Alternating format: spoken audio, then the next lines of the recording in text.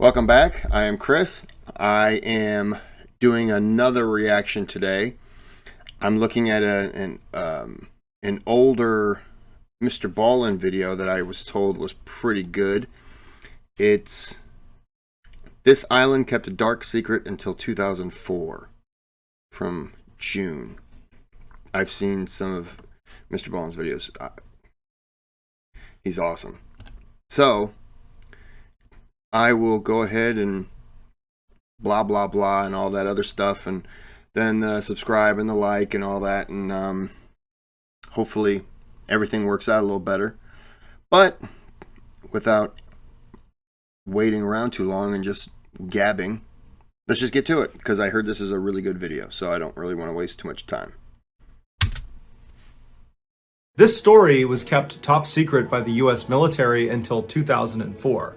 The story itself is unbelievable, but it's the twist at the very end that you'll remember. But before we get into today's story, if you're a fan of the strange, dark, and mysterious delivered in story format, then you come to the right place, because that's all we do, and we upload 3 or 4 times every week. So if that's of interest to you, please replace the like button's hand sanitizer with lubricant right before they go out to run some errands. Also, please subscribe to our channel and turn on all notifications so you don't miss any of our weekly uploads. All right, let's get into today's story.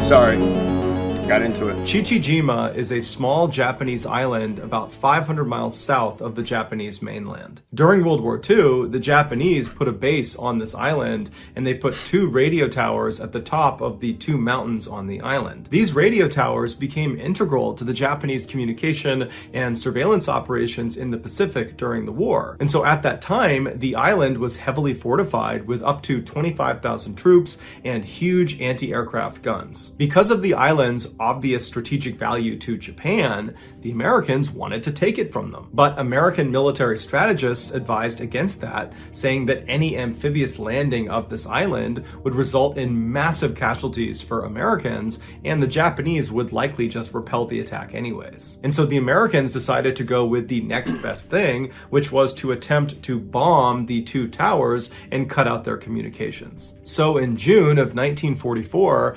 American aircraft carriers, which are those huge ships that planes can take off of and land on, they headed for the island of Chichijima. And once the island was completely surrounded, the Americans began launching their pilots to try to take out these towers. But the Japanese fought back in a major way, and despite taking heavy casualties on their side, they repelled every American air raid and kept them from bombing their towers. After several months of these failed missions over Chichijima, the American military leaders were incredibly frustrated. They knew this was going to be a difficult mission, but they didn't expect it to be this difficult. However, this island was so strategically important that the Americans knew they had to just keep on sending pilots in until they took out these towers. And so in September of that year, the Americans were back to planning another raid over Chichijima Island, and one of the pilots selected to go on this particular raid was a 20-year-old named George, who actually was the youngest pilot in the... Why does he look familiar?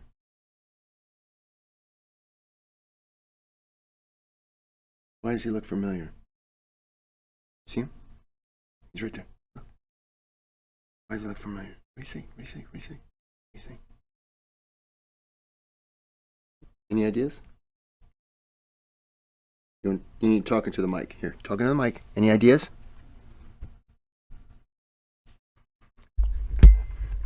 Go ahead. Breaking news. Tell us. Who was it? All right. Nope, that's unhelpful.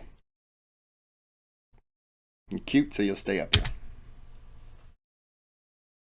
United States Navy at the time. But despite his age, he had actually flown in several combat missions already and had actually been shot down already and had to eject into the ocean and was subsequently rescued. On the morning of this raid, George, along with his two-man crew, which was his radio operator named Dell and his door gunner named Ted, they boarded the plane, and then at 7:15 a.m., George and his crew took off, along with dozens of other American aircraft that were part of this operation. George immediately climbed above 8,000 feet because that would put them outside of anti-aircraft gun range. And so the way this mission would work is all these pilots would fly over the island, and then in order to drop their bombs, they would have to dive down below 8,000 feet and then manually drop their bombs and then try to get back up above 8,000 feet and out away from the island. And so George had run missions like this before.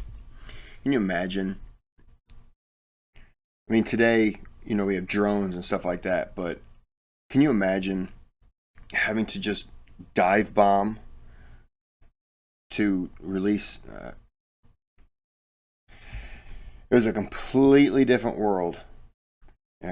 Just completely different. Crazy. And so he was one of the first to actually make that dive down to the island. And as soon as he went below 8,000 feet, the island just erupted with anti-aircraft gun fire. And so all these rounds are coming up, flak is popping all over the place, and George almost immediately notices the side of his plane gets hit. But the plane's stable enough that he decides he's just going to keep on diving down and complete the mission. And he's yelling back to Ted and to Dell to hold on, and they get all the way down to 3,000 feet when George releases two 500-pound bombs that are direct hits on the radio tower he was assigned to bomb. But at this point, George's plane is now engulfed in flames. It can barely fly, and so George is again yelling at Ted and Dell to hold on. He's pulling back on the lever, and he begins to turn himself away from the tower out towards the water, and he manages to fly away from the island, but he can feel the plane starting to go down. Now, George had previously been shot down before, and what he learned from that is how important it was. He'd already been shot down?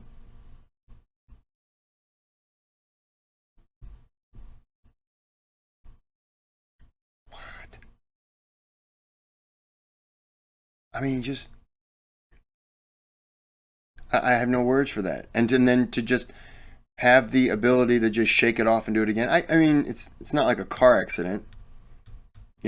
You get in a car accident, you can't guarantee the person who accidentally hit you was trying to kill you. And if you were to get out of your car to check damage, that person's not going to charge up to you and start stabbing you or trying to shoot you. That's crazy. To fly as far away from the enemy as you possibly can before you bail out of your plane. Because if you bail too early and you land in the water right near where the enemy is, you'll just get captured. And so George was holding on to that lever and keeping his plane up as long as he possibly could. And so he's flying and getting lower and lower and lower and closer to the water. And Ted and Dell are yelling at him that they got to jump out. Meanwhile, outside, the other planes that had sustained damage, the other American planes, their crews are already bailing out. But George is saying, no, hold on, and he keeps going farther and farther. They were bailing out near the island still? Wow. That sucks. They're going to get captured. Wow. Farther until he's so close to the water that it's practically too late, and then he gives the order to jump out of the plane. George abandons his controls, he leaps out the door, and he hits his head on the back of the plane as he leaps out, but his chute would open up right before he hit the water and it would save his life. As soon as George hits the water and he comes up for air, he's under his parachute, and so he's trying to get his parachute away to get a breath of air. He disconnects his parachute from his shoulders, he clears the parachute, and he's looking around, and he sees his plane that is now being flown by no one go crashing directly into the water. And so immediately he's looking around for Ted and Dell's parachute to make sure they're okay, but he doesn't see any parachutes anywhere. However, George notices a life raft from his plane had miraculously just landed like 10 feet away from him. So he swims over to the life raft, he climbs in. Someone was looking out for him. Someone was looking out for him. If you have a raft that was in your plane that just pops up, yeah, you're gonna live, unless it was the Japanese hidden under the water, like, we'll just let this float up and see what happens if that dummy gets on there. That's crazy. Side, and once he's in there, all he's thinking about is Ted and Del. So he's yelling for Ted, he's yelling for Del, but he's not getting a response. And so George turns around in the raft. So now he's facing towards the island, and to his horror, way off on the horizon, right near the edge of this island, are Japanese patrol boats that are speeding in his direction. Uh-oh. He knows they're coming to get him and the other people that had jumped out of these planes. And so George turns back around, he leaps onto his chest on the front of this raft, and he starts using his hands to swim as fast as he can away from this island. The whole time he's screaming out for Ted and Del in hopes he's going to find them. Little did he know that both of them had not survived the crash. One had not even jumped out of the plane and had died on impact, and the other had jumped out, but their parachute had not inflated. And so George is swimming as fast as he possibly can, and he's yelling out for Del and for Ted, and he's looking, but he doesn't hear them, he doesn't see them, and he knows that not only is he not going to find his friends, but there's just no way he's going to outswim these boats. And so at some point, he just turns around and sits in the raft, and he's looking towards these patrol boats, and he knows that at some point they're going to come up here and they're going to capture him. And all he can think about is how guilty he feels about Ted and Del. And he starts second guessing his decision to keep that plane flying as long as he did and make them bail out. God, he looks so familiar.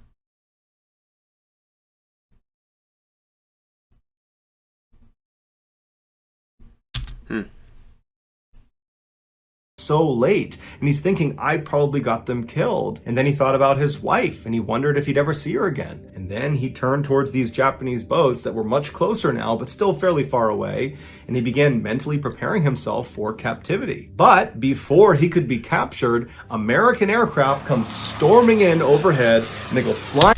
I said he was safe. Someone was looking out for him. That does not happen if someone wants you dead.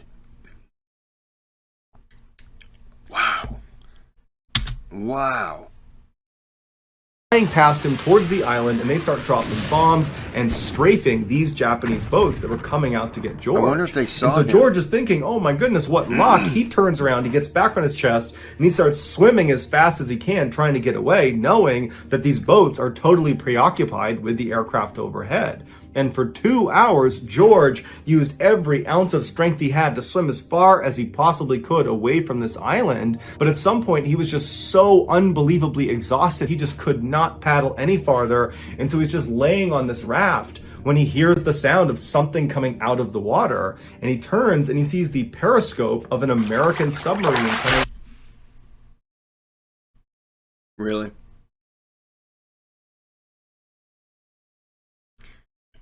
You escape death from your plane. Your parachute opens, you land, you're safe. You happen to notice, just out of the blue, a life raft pops up and was calling your name, George, over here. And then the Japanese are closing in on you, and American planes come out of nowhere and just strife at them and save you. Don't even know if they saw him. And now a submarine decides it wants to just rise up and just hit you in the face. Is this real? It has to be real because the person looks familiar.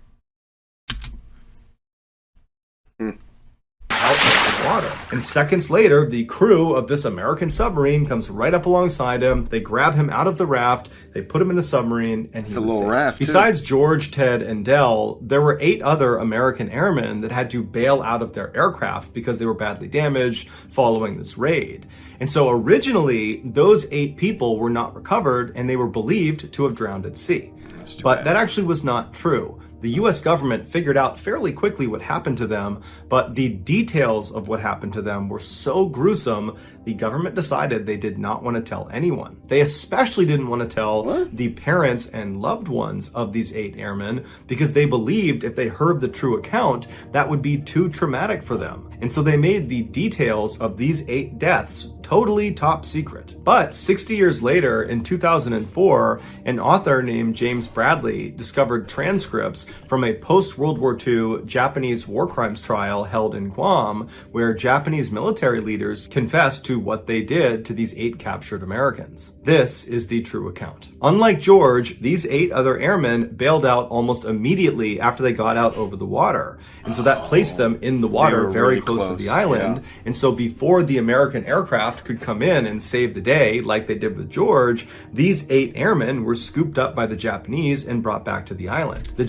I wonder if they were told, after you release, go X amount of distance before you try to bail out or anything like that. I wonder if they were given any distance away from the island. Or I mean, more than likely, they probably just figured, he'll probably make it. But did any plane make it back? There was 8. Was it all 8? Was it just 8 planes? There was 8 people, not 8 planes. Yeah, was it 8 planes? Was I not paying attention? I was just probably looking at the picture. I've been thinking about that damn picture. It's driving me crazy. Japanese soldiers on this island for the past several months have been getting constantly bombed by American aircraft, inflicting a very high casualty rate. They weren't and happy. so these soldiers hated the Americans. Yep. And they wanted revenge against the Americans. And so suddenly you have these 8 American prisoners on this island with no one to protect them. And so what do you think happens? The Japanese decide they gave them candy.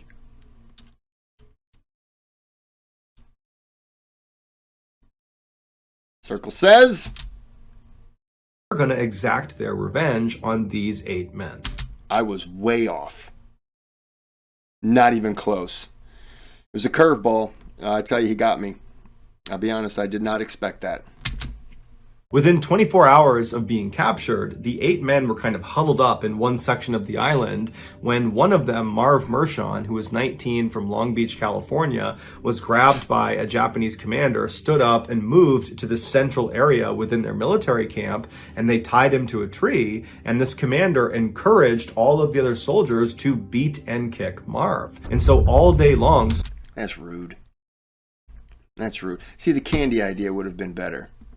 Tie him up, and now we're going to feed you delicious boxes of nerds, until you say, no, please, no more. And we're going to watch as your teeth rot away from all the sugar, and we're all going to laugh at you. We're all going to laugh. That's punishment. Delicious punishment.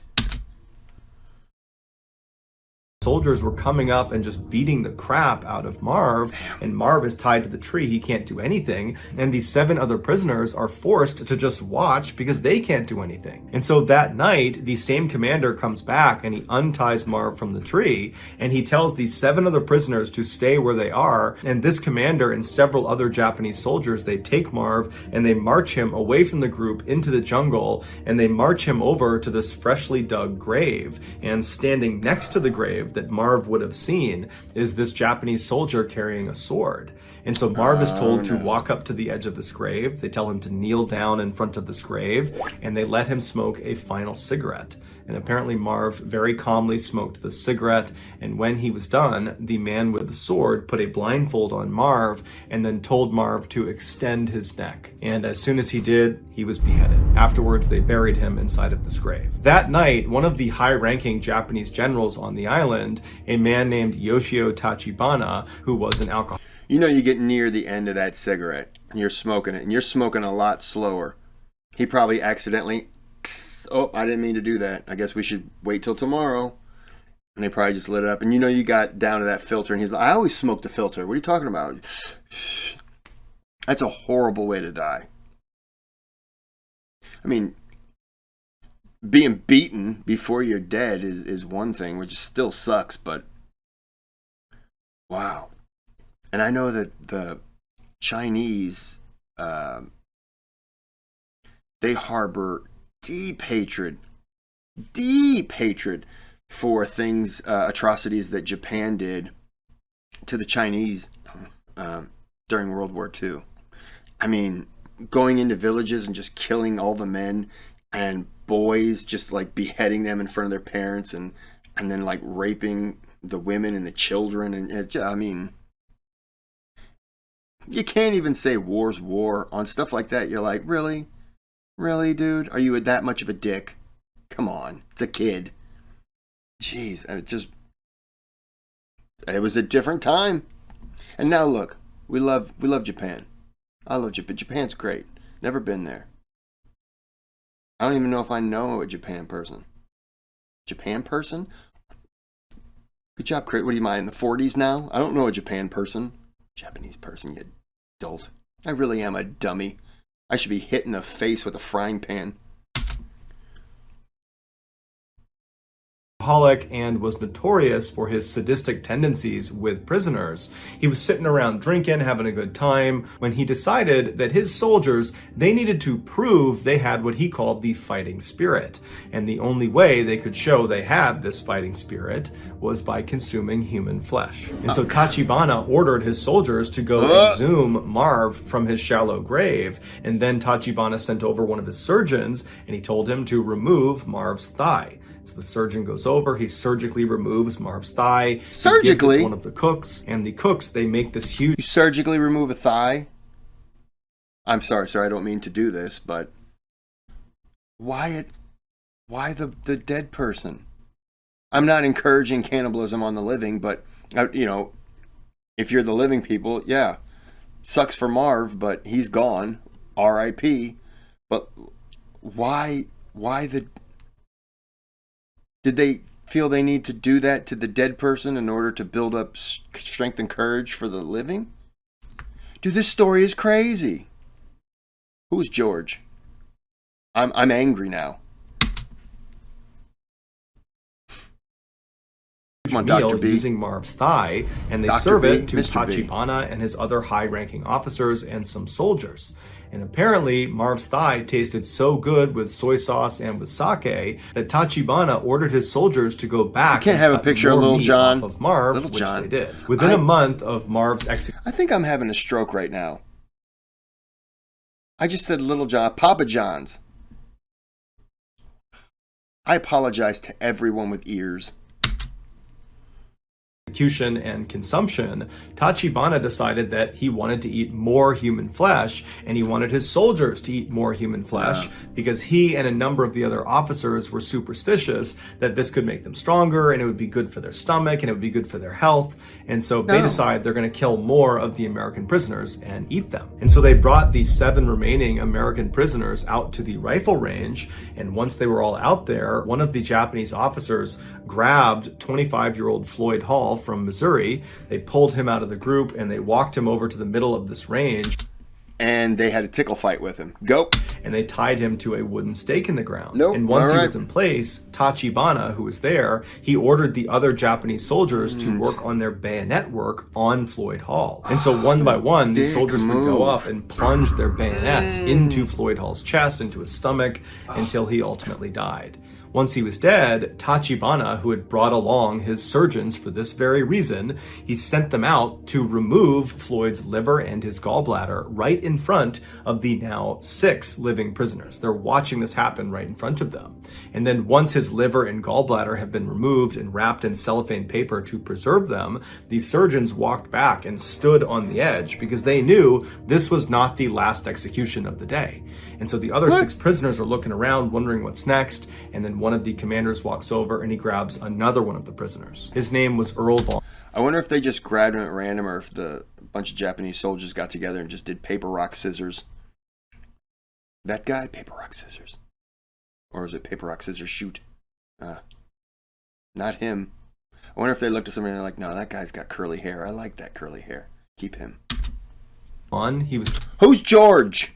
22 years old from Texas, and as soon as he was grabbed, I'm getting angry now. He did not want to face the same fate Floyd did, and so right away he became defiant. He wanted to die more quickly, and so he began yelling Semper Fi at the Japanese, and he kept extending his neck and pointing up at his neck, indicating he wanted a clean and quick death. Behead me. And so the Japanese, they tried to strap him to this wooden post because they wanted the other soldiers to work on their bayonets with him, but it was just too difficult with Earl. He put up such a fight and he kept putting his neck out that finally one of the soldiers did pull him down and he was beheaded. And then again, the surgeons came running out into the field, and in plain sight of the now 5 remaining American captives, they removed Earl's liver and his gallbladder and then wrapped them in cellophane paper to preserve them.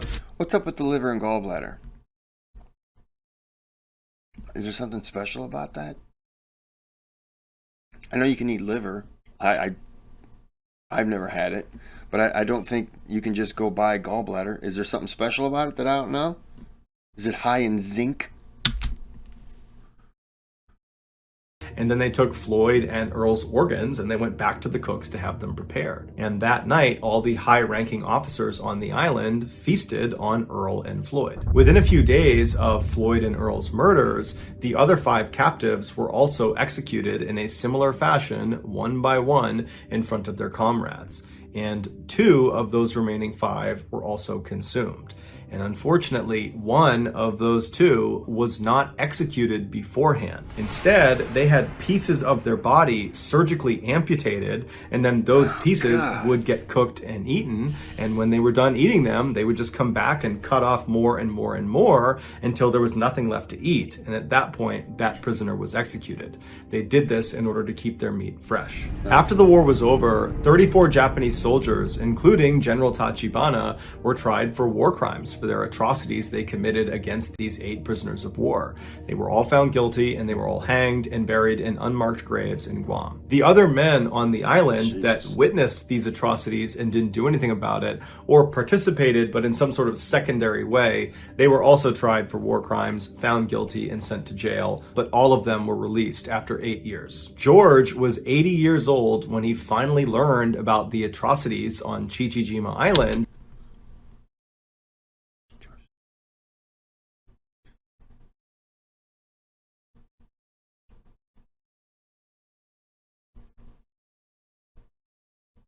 Is there an HW in the name?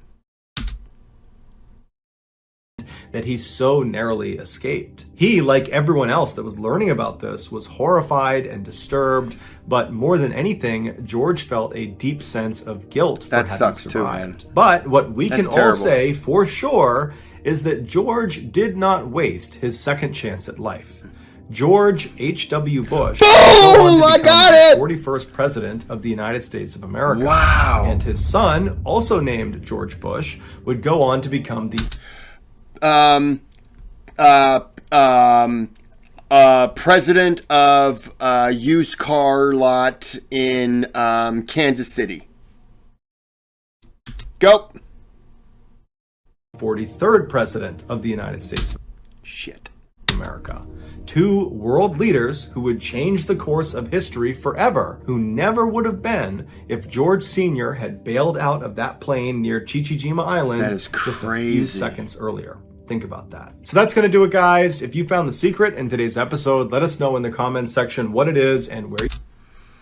It was the picture, and then when he said 80, and something clicked, and I vaguely remember. Give me a second.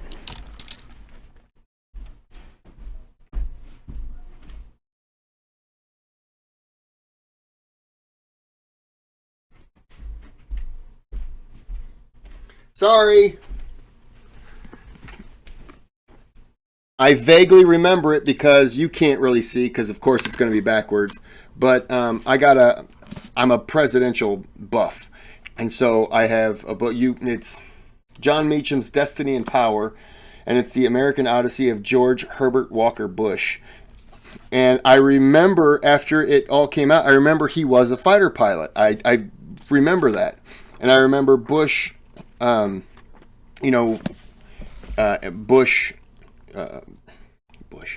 George W.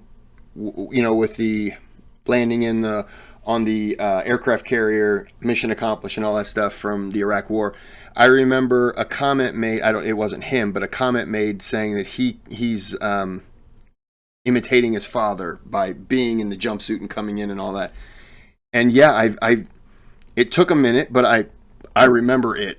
That's Wow.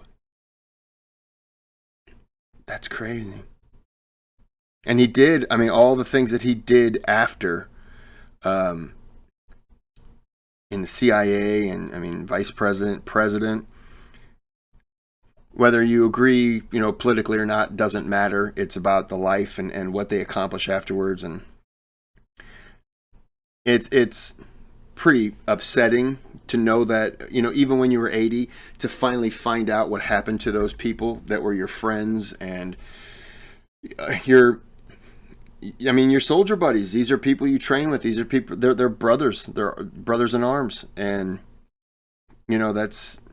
that's pretty sad. But, at the same time, you could say he kind of did right by them by making sure that he did right by the country, so to speak.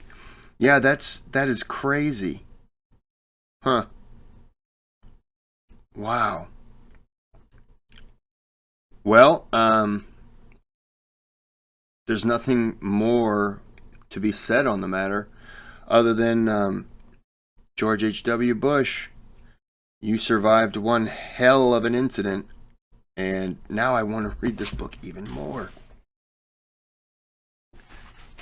I'd end up flipping through the book, and then I'd probably start reading it and then keep recording, and you'd be like, when is this idiot going to stop his thing? And I'd look up, and like an hour and 14 minutes, I'd be like, oh, hey. Oh. All right, well, look, I appreciate you hanging out. Like and subscribe. And just, big props to Mr. Ballen for following through with this one.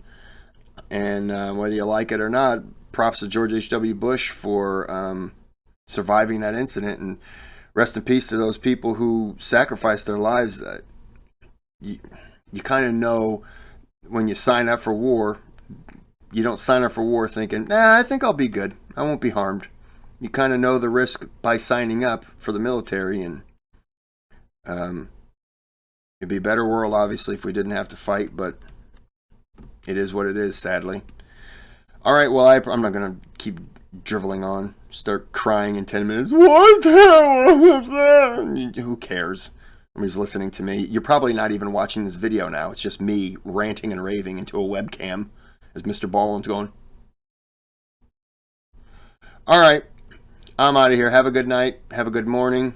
Good breakfast and dinner time. And have a good dinner at lunch. I don't know what's going on. I'm just going to end this now. Bye-bye.